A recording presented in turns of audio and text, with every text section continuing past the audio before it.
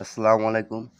আপনাকে আমি দেখা যায় বিয়ারিশ ক্যান্ডেল বা রেড ক্যান্ডেল আমরা বলি যাকে বিয়ারিশ ক্যান্ডেল। প্রত্যেকটা ক্যান্ডেলে 5টা করে ভাগ হয়।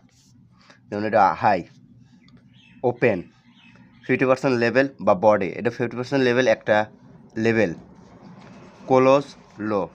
একটা ক্যান্ডেলে 5টি করে ভাগ থাকে। যেমন আপনি রেড ক্যান্ডেলে বা বিয়ারিশ ক্যান্ডেলে ওপেন হয় এই জায় থেকে শুরু হয় এই ডাইরেক্ট নিচে নিয়ে আসে ক্লোজ পর্যন্ত, এই জায় পর্যন্ত নিয়ে আসে। এখন আরেকটু নিচে নিয়ে আসে লো পর্যন্ত, এটা উইক বা শ্যাডো বলে, যার কারণে শ্যাডো এত পর্যন্ত ক্যান্ডেলটা আইছিল। বাইরের প্রেশারের কারণে এতটুকু পর্যন্ত ক্লোজ হয়েছে, কিন্তু এই জায়গায় আবার আপনার বাইরের প্রেশার ছিল এত পর্যন্ত, উপর পর্যন্ত। কিন্তু এখানে সেলারের প্রেশার বা বিয়ারিশ ক্যান্ডেলের প্রেশারের কারণে এটা এই জায়গায় এসে ক্লোজ দিচ্ছে।